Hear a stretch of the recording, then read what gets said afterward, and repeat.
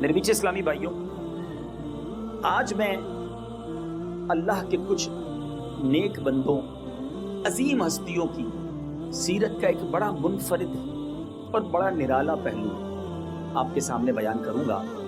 سب سے پہلے بات کریں گے اس ہستی کی جنہوں نے زندگی بڑی غربت میں گزاری۔ غربت کا عالم یہ تھا کہ بھوکے رہتے تھے، پہننے کو بعض اوقات پورے کپڑے نہ ہوتے تھے، لیکن پیارے آقا کی قربت کا عالم یہ تھا، نبی پاک کی بارگاہ سے علم لینے کے شوق کا عالم یہ تھا کہ ایک بار سرور کائنات صلی اللہ تعالی علیہ وسلم کی بارگاہ میں آئے اور عرض کی، یا رسول اللہ صلی اللہ تعالی علیہ وسلم، خلاصہ عرض کرتا ہوں، میں جو بھی سنتا ہوں، یاد کرتا ہوں، بھول جاتا ہوں، مجھے یاد نہیں ہوتا۔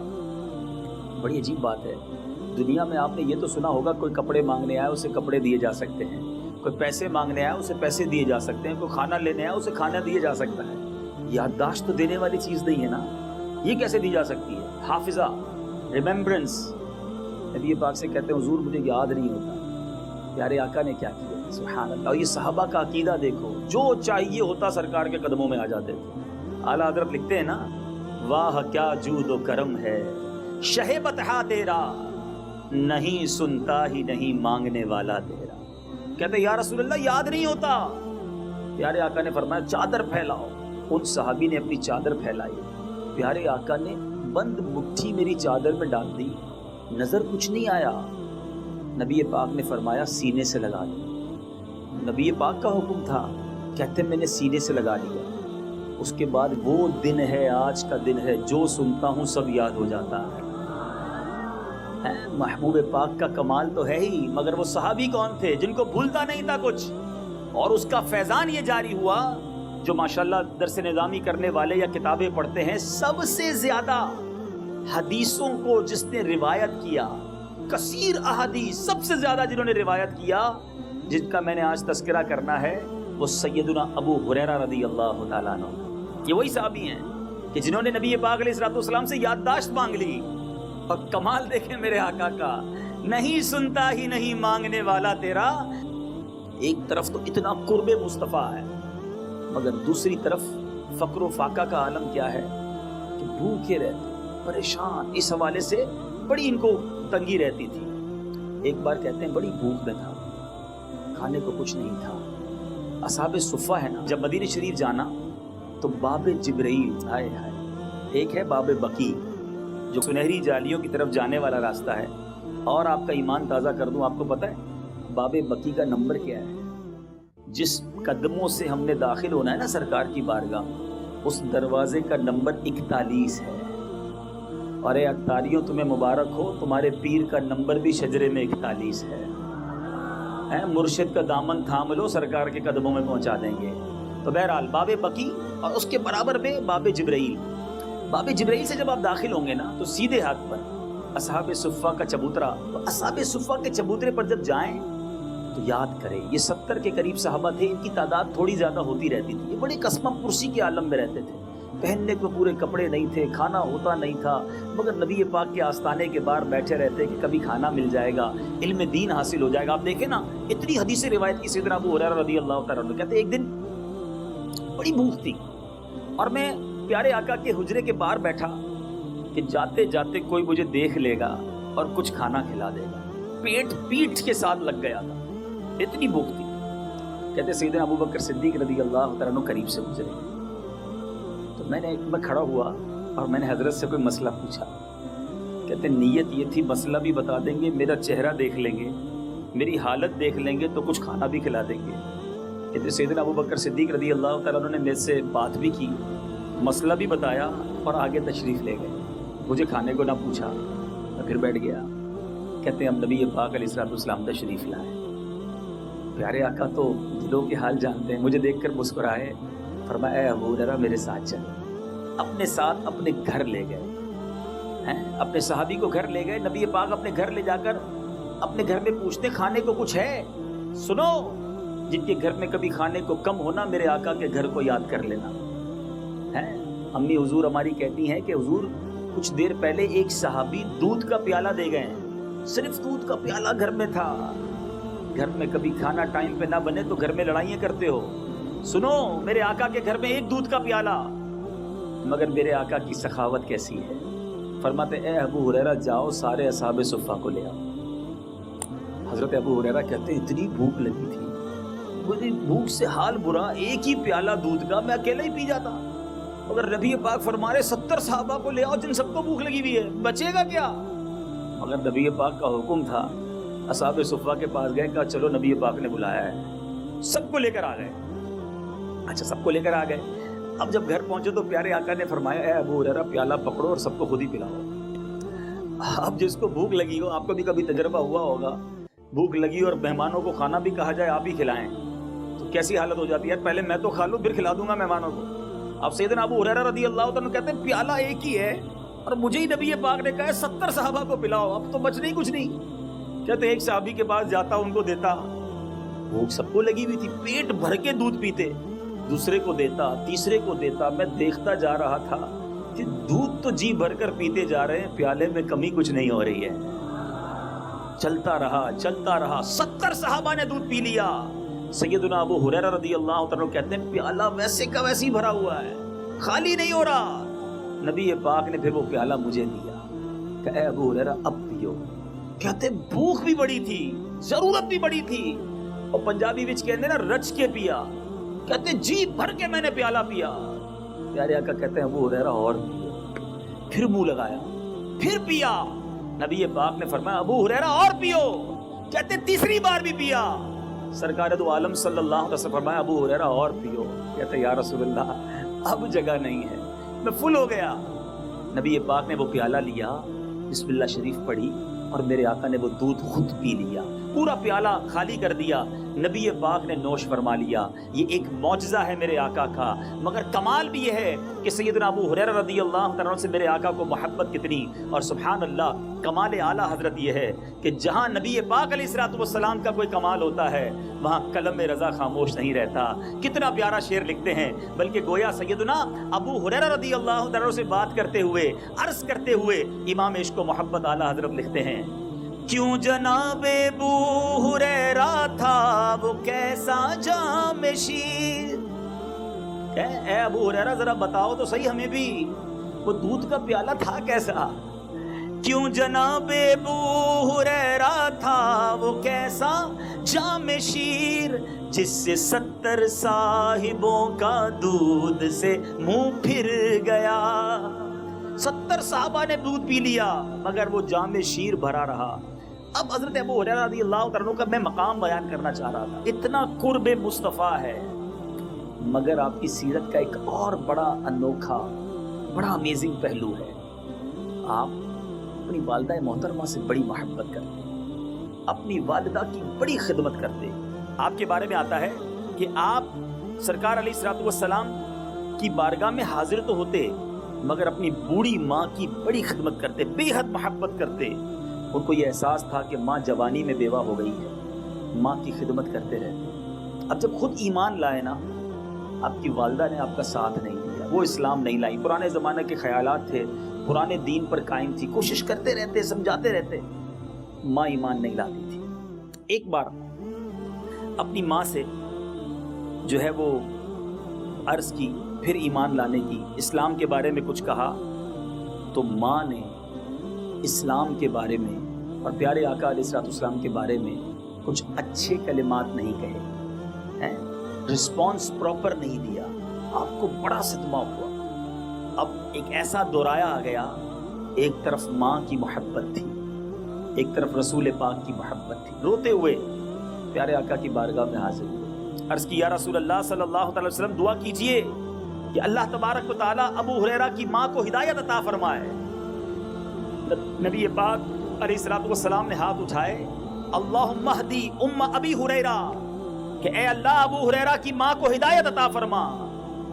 حضرت ابو ہریرہ کا ایمان تھا، میرے آقا نے دعا کر دی ہے اب کام ہو جائے گا۔ گھر آئے، جب گھر آئے تو والدہ غسل فرما رہی تھی، آپ غسل خانے کے باہر کھڑے ہو گئے، انتظار کر رہے ہیں۔ ماں جیسے ہی غسل کر کے باہر آئی، बाहर आते ही माँ कहती है, इन्नी अशहदु अल्ला इलाहा इल्लल्लाहु व अन्ना मुहम्मदन अब्दुहु व रसूलुहु सल्लल्लाहु अलैहि वसल्लम, मैं गवाही देती हूँ कि अल्लाह के सिवा कोई इबादत के लायक नहीं, और गवाही देती हूँ मोहम्मद सल्लल्लाहु ताला अलैहि वसल्लम अल्लाह के बंदे और रसूल हैं। गोया माँ ने ईमान कबूल कर लिया।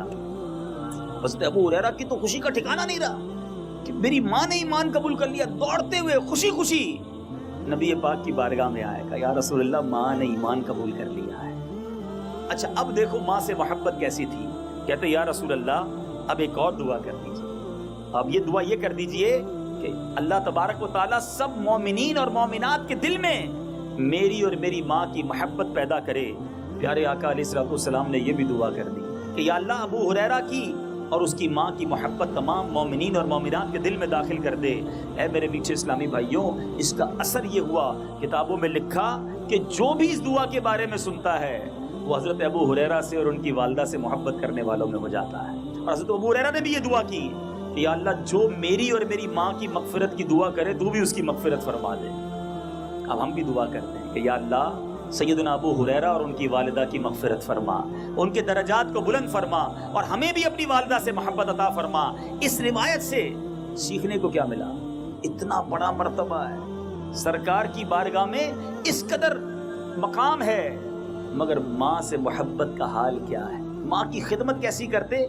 जब भी घर से जाते ना, माँ बराबर वाले कमरे में रहती थी, दरवाजे के बाहर खड़े होकर क्या कहते? अस्सलामु अलैकुम या अमता व रहमतुल्लाहि व बरकातुहू। ऐ मेरी माँ, अल्लाह की आप पर सलाम थी, रहमतें और बरकतें हों। तो माँ अंदर से जवाब देती व अलैकुम या इब्नी व रहमतुल्लाहि व बरकातुहू। ऐ मेरे फर्जंद, तुझ पर भी अल्लाह की रहमतें और सलामती हो। माँ से बड़ी मोहब्बत करते, हमेशा खिदमत करते। बूढ़ी माँ थी, खिदमत की ज़रूरत थी, हज को भी नहीं जाते थे। एक दिन नबी पाक अलैहिस्सलातु वस्सलाम की बारगाह में सैयदना अबू हुरैरा कुछ सहाबा के साथ पहुँचे। आका ने पूछा, अबू हुरैरा क्यों आए हो? हदीस पाक का खुलासा है। अर्ज़ करते हैं, या रसूलल्लाह भूख ने परेशान किया है। प्यारे आका ने कुछ खजूरें मंगवाई, हर सहाबी को 2-2 खजूरें दी, ये ले लो, यही खजूरें और पानी पी लो, तुम्हें काफ़ी हो जाएंगी। हज़रत अबू हुरैरा ने एक खजूर खाई, एक अपने दामन में रखी। नबी पाक ने फरमाया, दूसरी दामन में क्यों रखी है? कहा, एक अपने लिए रखी है, खाई है, एक अपनी माँ के लिए रखी है। नबी पाक अलैहिस्सलातु वस्सलाम ने फरमाया, अबू हुरैरा 2 पूरी खा लो, तुम्हारी माँ के लिए 2 और अता कर देंगे। प्यारे आका ने 2 और अता फरमा दी। ऐ मेरे बीच इस्लामी भाइयों, जरा सोचिए मर्तबा क्या है और माँ से मोहब्बत क्या है। आज हम अपने माँ बाप से कितनी मोहब्बत करते हैं, आज हम अपने माँ बाप की कितनी खिदमत करते हैं। सैयदना अबू हुरैरा घर से निकलते माँ को सलाम करके जाते। आज रात भर बेटा घर से बाहर है, माँ को पता नहीं कि बेटा कहाँ है। वो जाग रही है कि मेरा लाल घर कब आएगा, उसको बता के नहीं जाते, आकर नहीं बताते। आज सैयदना अबू हुरैरा रज़ियल्लाहु तआला खुद भूखे हैं, मगर जब खाना मिला तो अपनी माँ को याद किया। आज बेटा मजे मजे के खाने खाए, कभी माँ से पूछा कि माँ आपको किस चीज़ की हाजत है? कभी माँ की खिदमत का ख्याल दिल में आता है। और मैं आज सिर्फ उन अजीम हस्तियों की बात करने जा रहा हूँ जिनका नाम आपने सुना है, जिनका मकाम ऐसा है कि सुने तो सर अदब से झुक जाते हैं। जमाने में उनके नाम के चर्चे हैं, मगर जब वो अपनी माँ की बारगाह में जाते थे तो किस अदब व एहतराम के साथ, सर झुकाकर, किस मोहब्बत के साथ पेश आते। ऐ मेरे मीठे और प्यारे इस्लामी भाइयों, आओ मैं आपको एक और अजीम हस्ती के बारे में, इमाम ज़ैनुल आबिदीन। आपको ज़ैनुल आबिदीन क्यों कहा जाता है? ज़ैन कहते हैं जीनत को, आबिदीन की भी जीनत। इस कदर बड़ा मर्तबा इबादत गुजारों में। आपके बारे में आता है, सैयदना ज़ैनुल आबिदीन के साथ किसी ने अर्ज़ की कि हुजूर आप लोगों के साथ बड़ा हुस्न सलूक करने वाले हैं, लेकिन जब अब आपको अपनी वालदा के साथ बर्तन में देखते हैं खाना खाते हुए तो आप उनके साथ बर्तन में नहीं खाते, इसकी क्या वजह है? जब वालदा फारिग हो जाती है फिर आप खाते हैं। सुनो, आबिदीन के इमाम क्या कहते हैं? कहते हैं कि मैं इस बात से डरता हूँ माँ के साथ खाते में कि मेरा हाथ उस चीज की तरफ सबकत ना ले जाए जिस चीज की तरफ मेरी माँ की नजर सबकत ले जा चुकी है कि माँ ने कोई निवाला पसंद कर लिया है, खाने का कोई हिस्सा उसे अच्छा लग रहा है, वो उठाए इससे पहले मैं ना उठा लूं, इसलिए मैं इंतजार करता हूं कि पहले माँ खा ले, इसके बाद मैं खाना खाऊं। और आज हमारी माँ क्या करती है? सच बताओ, मैं अपनी बात करता हूँ, आप अपनी बात सोचें। आपकी इतनी जिंदगी हो गई, जिनकी माएँ जिंदा है ना और जो चली गई हैं, غور کرو، جب گھر میں دسترخوان لگتا ہے تو ماں کیا کہتی ہے؟ بیٹا آپ کھا لیں، گرم گرم روٹیاں ہمیں دیتی ہے، گرم سالن نکال کے دیتی ہے، خود نہیں بیٹھتی کھانے کے لیے، خود خدمت کرتی رہتی ہے۔ مجھے تو یاد نہیں پڑتا کہ آج تک کبھی امی نے یہ کہا ہو کہ آج میں نے اپنی پسند کی چیز بنائی ہے۔ جب بھی کھانا بنایا بیٹے کی پسند کا بنایا، بیٹی کی پسند کا بنایا، ہمارے والد کی پسند کا بنایا، اور خود کیا کھایا؟ غور کیجیے، خود کب کھایا؟ ہمیں گرم کھانا کھلایا، خود بچا ہوا کھاتی رہی، خود ٹھنڈا ہو کر کھاتی رہی۔ ایک دوست نے اپنے دوست سے پوچھا کہ بتاؤ تمہاری والدہ کی پسندیدہ ڈش کون سی ہے؟ کافی دیر تک سوچتا رہا اور پھر رو پڑا۔ کہتا ہے میری ماں کی پسندیدہ ڈش جو ہے نا، بچا ہوا سالن اور بچی ہوئی روٹی ہے، کیونکہ میں نے کبھی اپنی ماں کو جلدی کھاتے ہی نہیں دیکھا، وہ تو جو بچ جاتا تھا وہ کھاتی تھی۔ یہ ہوتی ہے ماں۔ کبھی ہم نے سوچا کہ ماں کیا کھائے گی؟ ماں سوچتی رہی بچہ کیا کھائے گا۔ ہماری طبیعت خراب تھی، بستر پر کھانے دیتی رہی، موڈ اچھا نہیں تھا تو جو پسند کا کھانا تھا وہ بنایا۔ نہیں ماں آج یہ نہیں کھاؤں گا، اچھا میرا بیٹا دوسرا بنا دیتی ہوں۔ کبھی غور کیا ماں نے کتنی قربانیاں دی ہیں؟ میرے میٹھے اور پیارے اسلامی بھائیوں، مدری چینل کے ناظرین، جو ماں سے لڑتے ہو، جو ماں بوڑھی ہو جائے تو اس کی خدمت نہیں کرتے، ارے بچپن میں کتنی خدمتیں کی ہیں ماں کے حقوق کتنے ہیں۔ ایک شخص نے نبی پاک علیہ الصلوۃ والسلام کی بارگاہ میں عرض کی، یا رسول اللہ صلی اللہ تعالی علیہ وسلم، حدیث پاک کا خلاصہ ہے میں نے اپنی ماں کو کاندھے پر اٹھا کر 7 حج کیے ہیں، کیا اپنی ماں کا حق ادا کر دیا؟ آقا فرماتے ہیں جب تو پیدا ہوا تھا اور تیری ماں کو پیدائش کے وقت جو جھٹکے لگے تھے نا، یہ ان ایک جھٹکے کا حق ادا ہو سکتا ہو تو وہ جا۔ آج بندہ ماں کو کہتا ہے ماں اب اور کیا کروں تیرے لیے، پیسے بھی لا کر دے دیتا ہوں، تجھے الگ کمرہ لے کر دے دیا، اور کیا کروں تمہارے لیے، اب میری بھی لائف ہے۔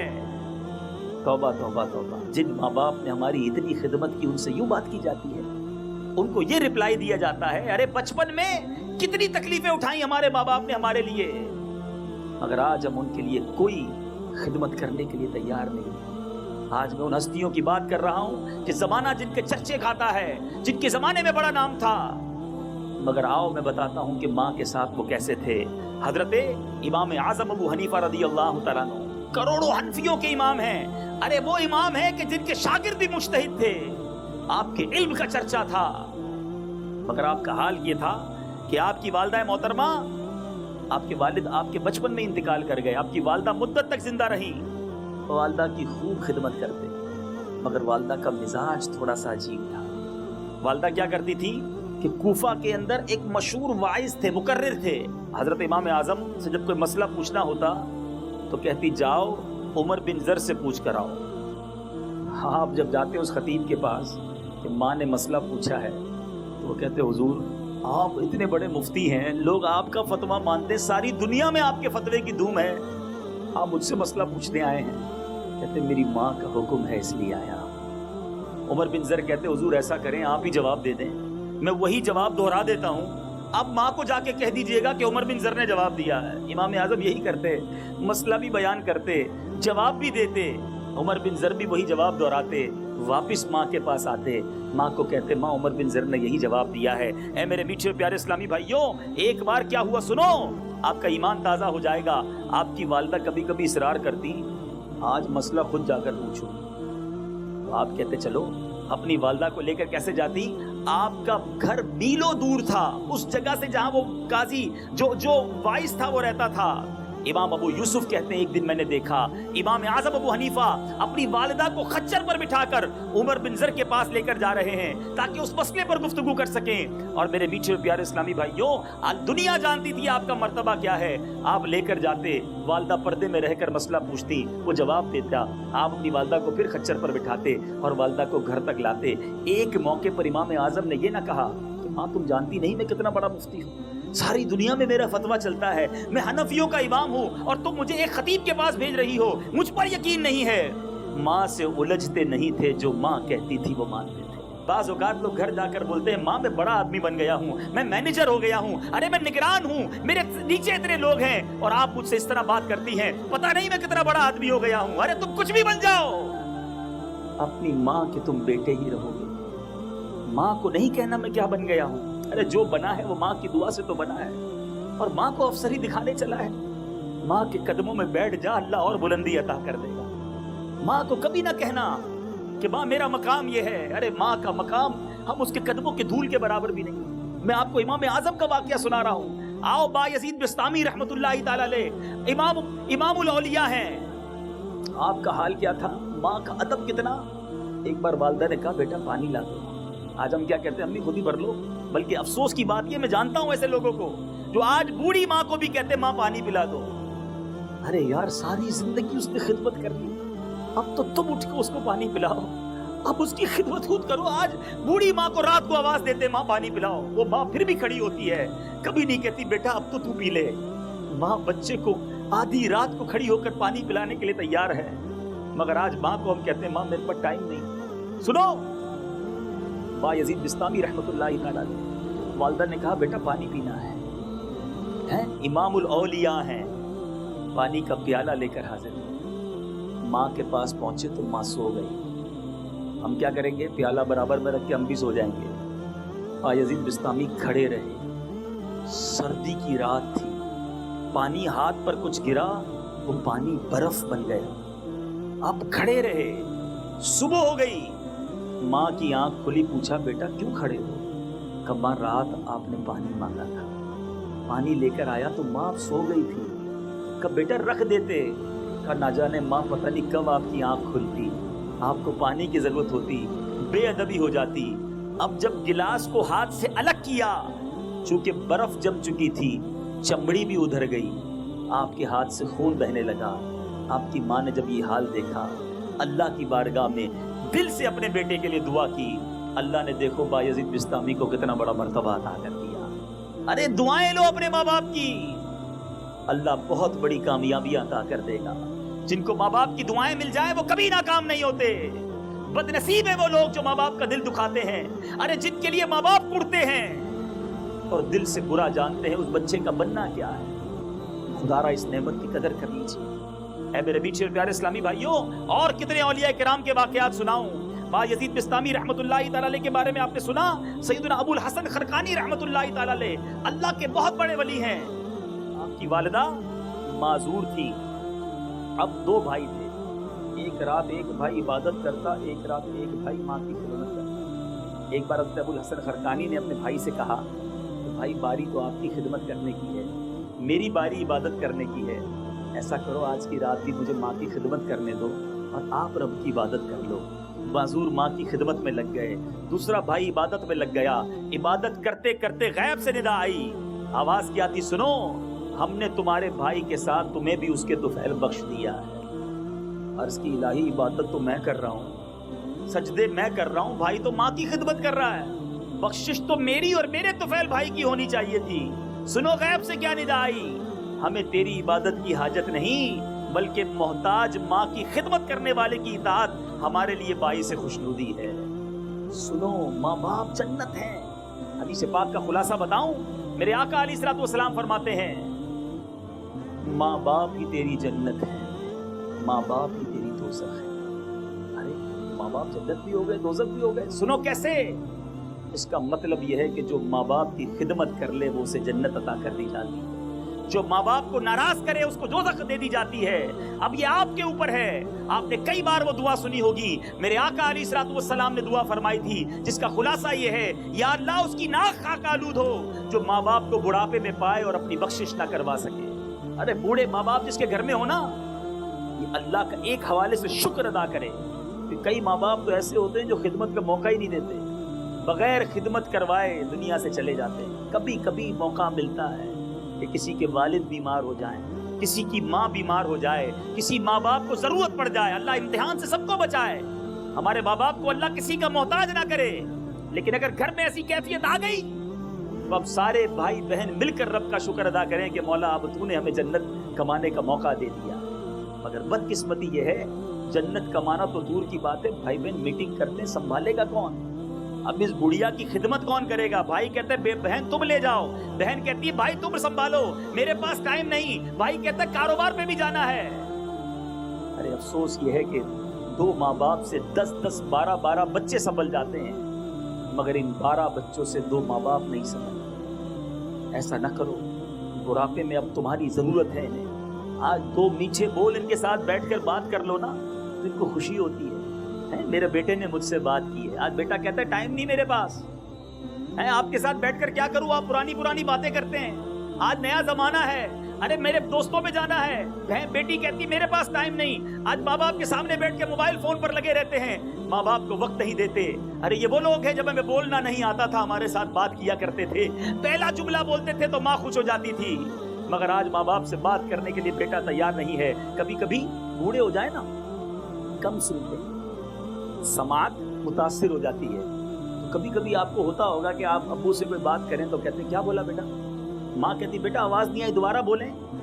بیٹا کہتا ہے ماں آپ کو سمجھ نہیں آتی، الجھتا ہے. اللہ اللہ اللہ، آج وقت پڑا تو تمہیں برا لگنے لگا ہے. ایک بار ایک ماں نے اپنے بیٹے سے کہا کہ بیٹا مجھے کچھ آواز آ رہی ہے.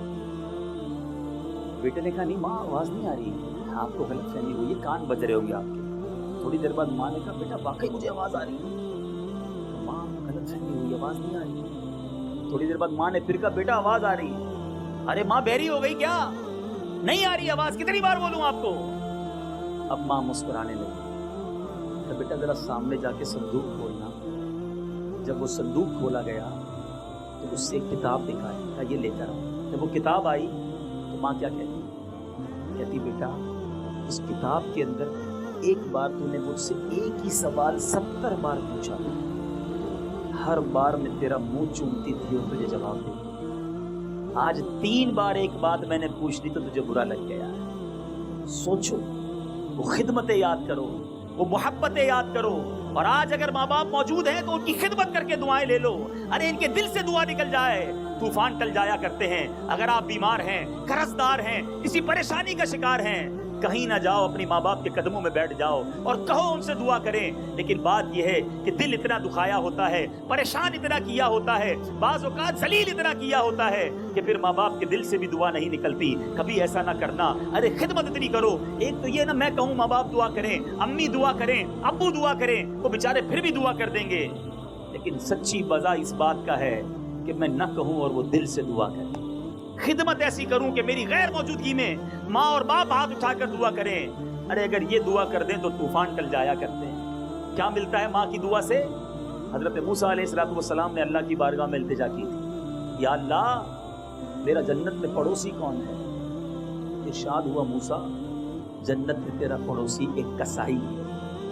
اللہ کے کلیم رسول اور پڑوسی کون ہے؟ کسائی. آپ ڈھونڈتے ڈھونڈتے اس کسائی تک پہنچے.